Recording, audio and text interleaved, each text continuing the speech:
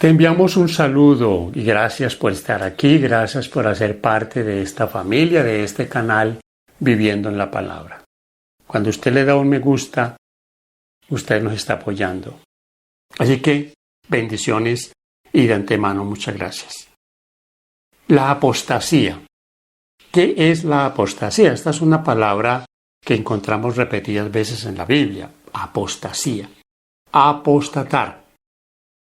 Cuando uno mira en el diccionario la palabra apostasía, tiene allí como una explicación bien particular. Es apostatarse de un credo, algo que usted profesa, o apostatarse o apartarse de un partido político. Entonces, fíjense, ahí no hay, digamos, una claridad en cuanto a eso, pero quiere decir que es abandonar algo que se profesa, que se defiende y que en un momento determinado ya no. Ahora, ¿qué es apostasía en la Biblia? ¿Qué es lo que a nosotros nos interesa? Yo debo aquí decirles que apostatar en la Biblia es apostatar de la verdad. Nadie apostata del error. O sea, nadie que está enseñando errores, que enseña herejías, que está en un credo, que engaña, cuando se aparta de allí fue que se apostató de ese credo, pero de la verdad ya estaba apostatado.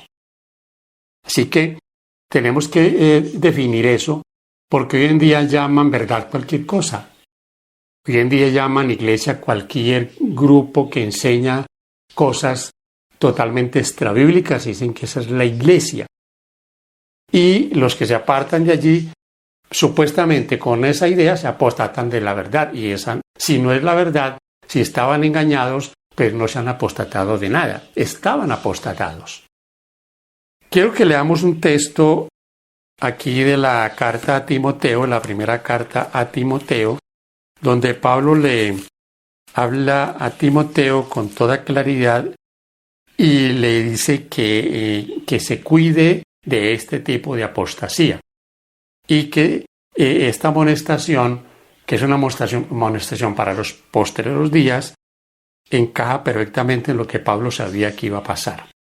4:1 de primera Timoteo dice: pero el Espíritu dice claramente, el Espíritu se refiere aquí al Espíritu Santo, que en los postreros tiempos algunos apostatarán de la fe, escuchando espíritus engañadores y a doctrinas de demonios. Fíjense en la expresión de ahí de la Biblia. Apostatarán de la fe.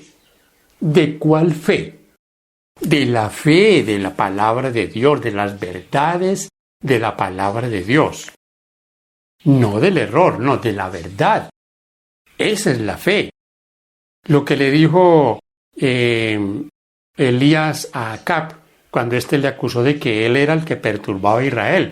Y Elías se lo dijo claramente: el que perturba a Israel es usted, que se ha apartado de la ley de Jehová. Y ese es un principio fundamental para que entremos en el contexto de las cosas. Apartarse de la ley de Dios, pisotear la ley de Dios, es irse contra Dios mismo, y eso sí es apostatar de la verdad. Porque de ahí se derivan toda una cantidad de errores adicionales. Apostatarse de la ley de Dios, dejarla a un lado, es apostatar de lo que dice la Biblia. Y en conjunto es apostatar de las verdades de la palabra de Dios. Y aquí se lo puedo ilustrar de la siguiente manera. Si un adventista del séptimo día decide irse, y que está en toda su libertad de no profesar más la fe adventista, de no creer más o de irse, como mucha gente que se va a las cosas de este mundo.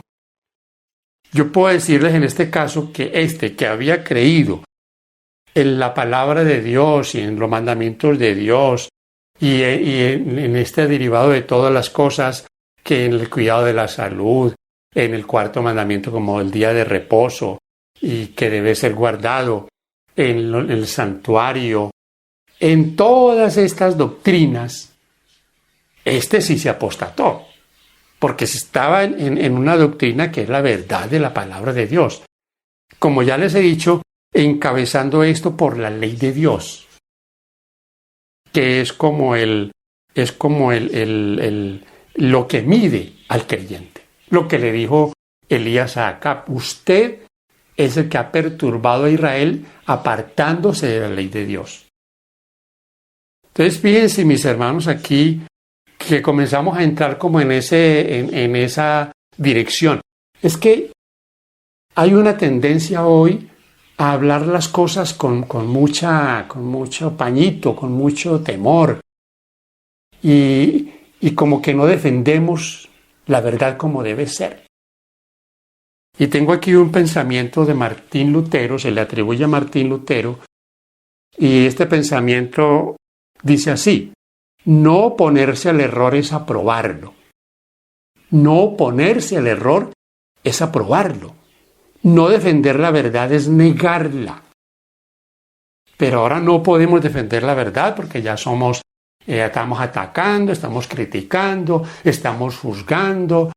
Esa es una defensa artificiosa, diabólica, para evitar que se enfrenten los errores.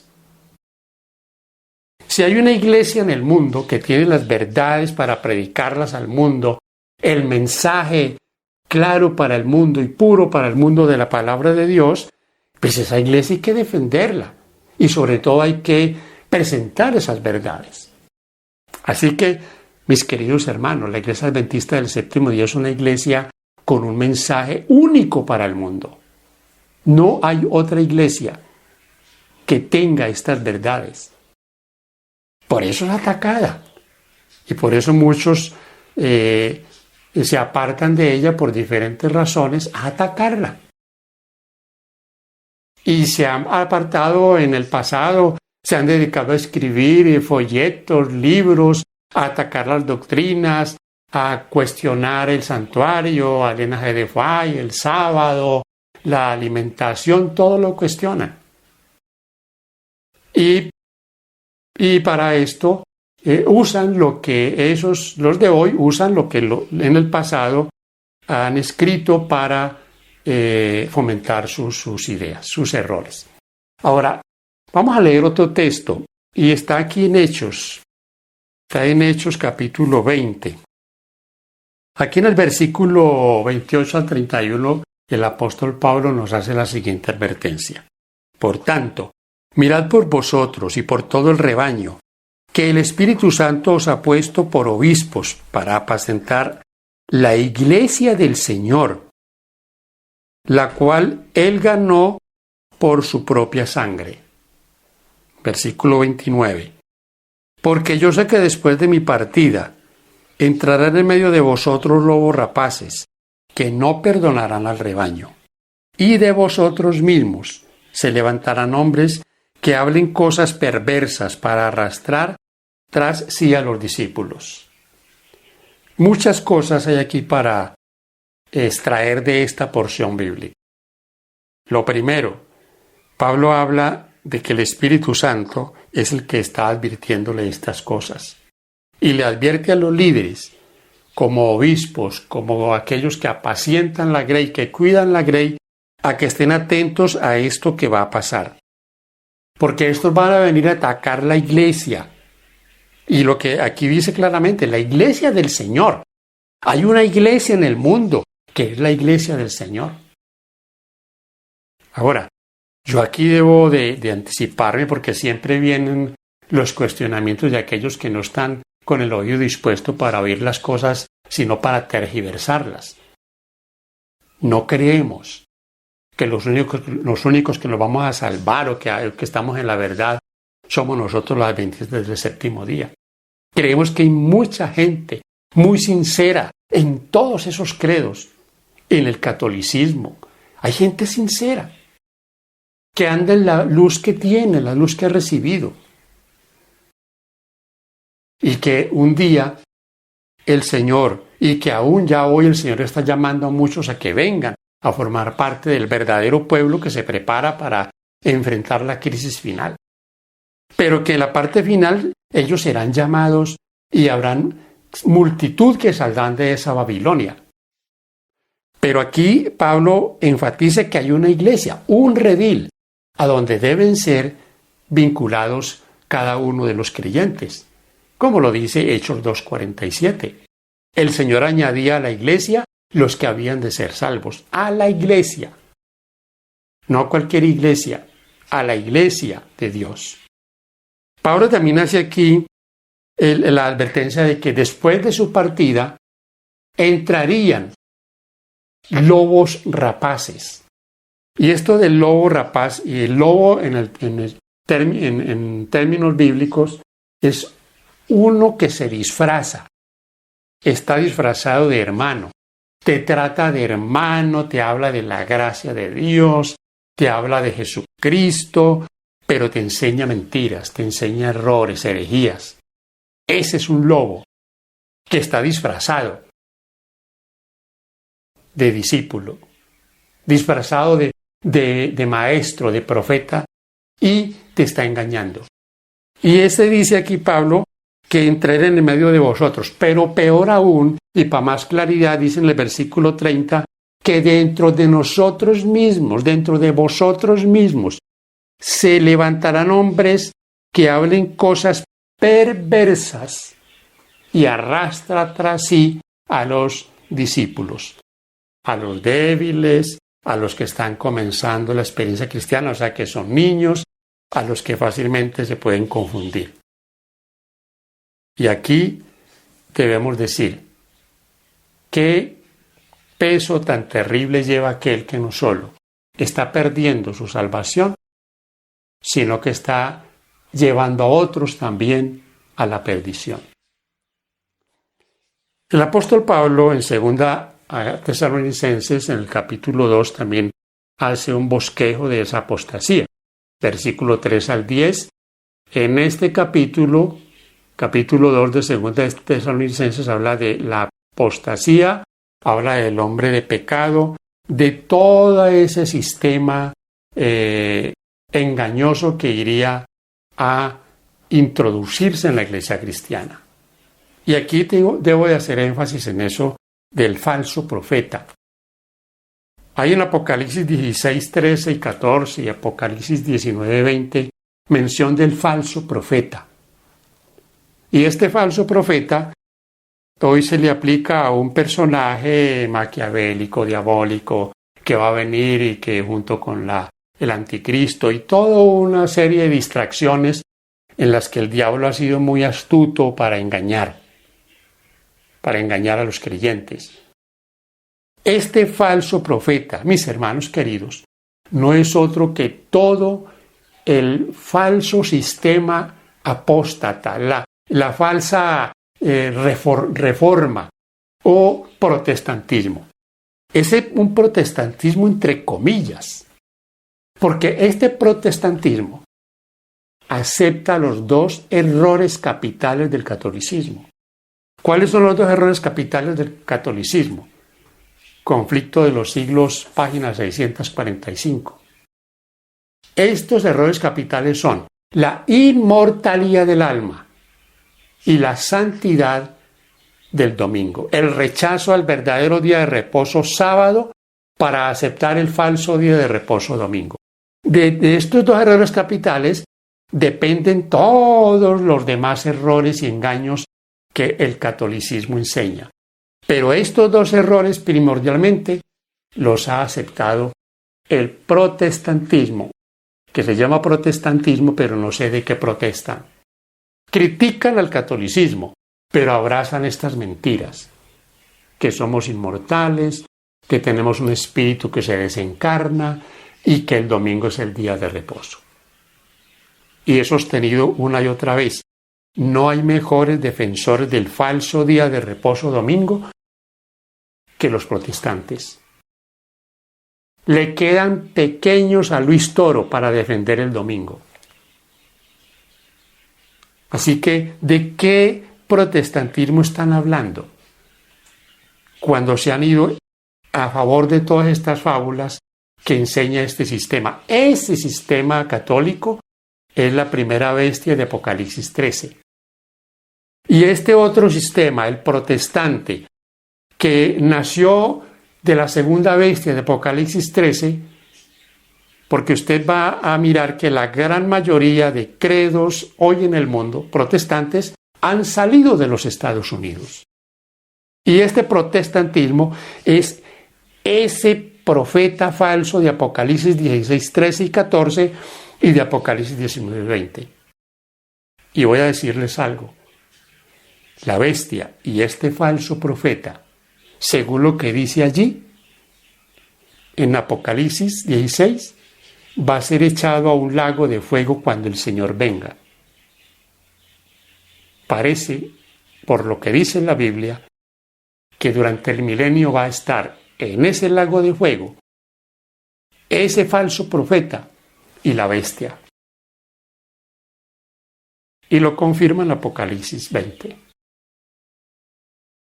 Es interesante que nosotros entendamos, mis hermanos, que esto es delicado.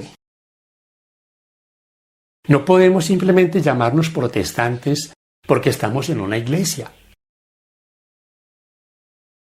Es protestante aquel que protesta contra todos estos errores capitales de todo este sistema.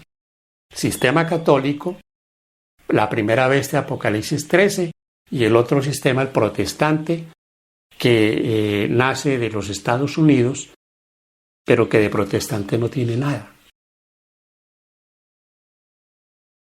Lo digo con claridad, porque como les he dicho, ya estamos, entrando a un punto donde todos esos pañitos de agua tibia que siempre estamos poniéndole a la verdad. Sí, estamos en la iglesia, pero no podemos decir que está en la iglesia, pero todos andan diciendo que son la iglesia.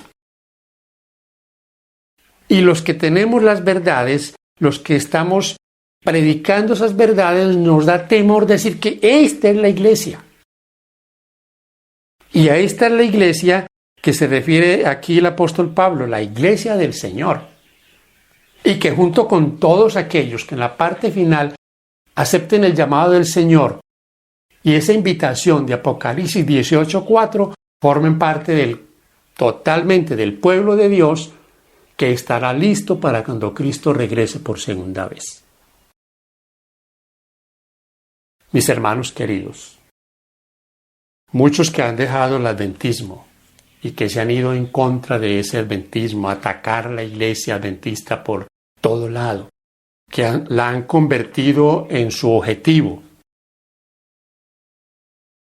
Atacan la iglesia y la cuestionan porque la iglesia tiene el espíritu de profecía, Elena G. de White, como una orientación en cuanto a la comprensión de la palabra de Dios y en cuanto a muchos temas en los cuales el pueblo de Dios tiene que ver un caminar mejor con el Señor. Y cuestionan hablando de que la iglesia tiene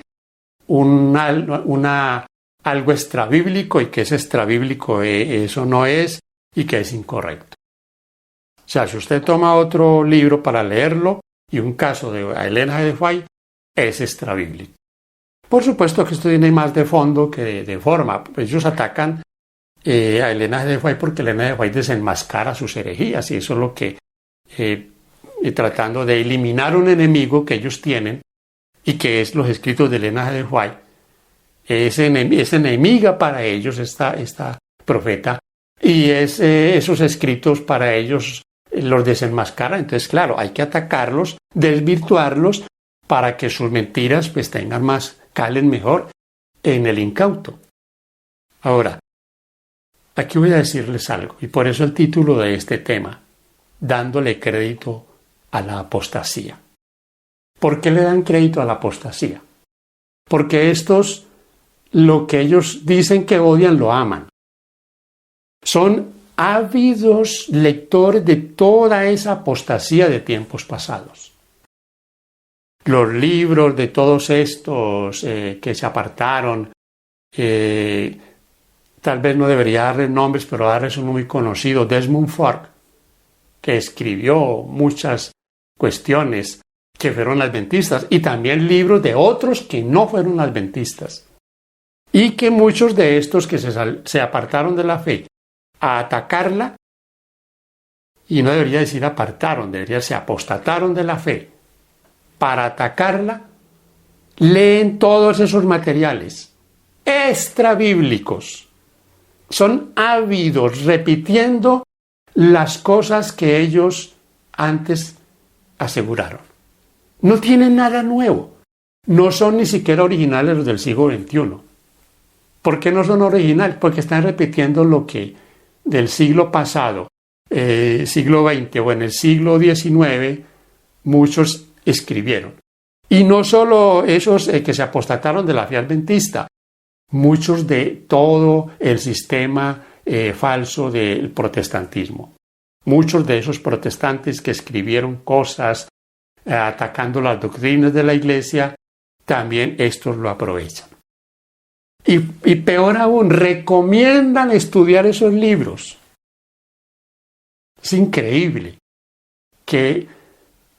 Pero claro, increíble, digamos, así como para expresarlo, pero digo yo, y no tan increíble porque la apostasía pues tiene que irse a la apostasía. Pero usted recomendar estudiar libros de gente que salió por motivos diferentes, pudieran haber salido por voluntad propia, haber salido por malos manejos o haber salido por enseñanzas falsas como fue lo de Desmond Ford, y que se dedicaron a escribir para defenderse, a defender su apostasía y defender toda ese asunto escrito desde el resentimiento, escrito desde el odio. Y uno dice, ¿hasta dónde nos puede llevar el diablo? Y nosotros debemos cuidarnos. Si usted es sincero, mi hermano, cuídese mucho, porque en estos tiempos no despreciará a Satanás ni la más mínima oportunidad que le demos para desviarnos. ¿Y hasta dónde nos puede llevar? Hasta un lugar ya sin retorno. Y esto lo digo con dolor en el corazón, porque queremos la salvación. Pero se están cerrando la puerta. Y peor aún, le están cerrando la puerta a otros. Porque no solo ellos están poniendo como tropiezo para su salvación personal, sino que están sirviendo de tropiezo para otros. Y no hay cosa más terrible que servir de tropiezo. Hay muchos que son débiles, muchos que están comenzando o son niños en el Evangelio y pueden ser desviados por estas fábulas y estos errores. Entonces, el asunto es muy delicado. Y yo sé que para muchos ya es muy difícil que ellos se retornen de todo ese engaño que han aceptado. Y por más que se les diga, no lo van a aceptar. No van a aceptar que están en el error. Porque siempre ellos se ponen a la par con el que verdaderamente está obedeciendo al Señor. O peor aún, mejor que el que está obedeciendo al Señor. Y que hay en el mundo obedientes a Dios, fieles al Señor, los hay.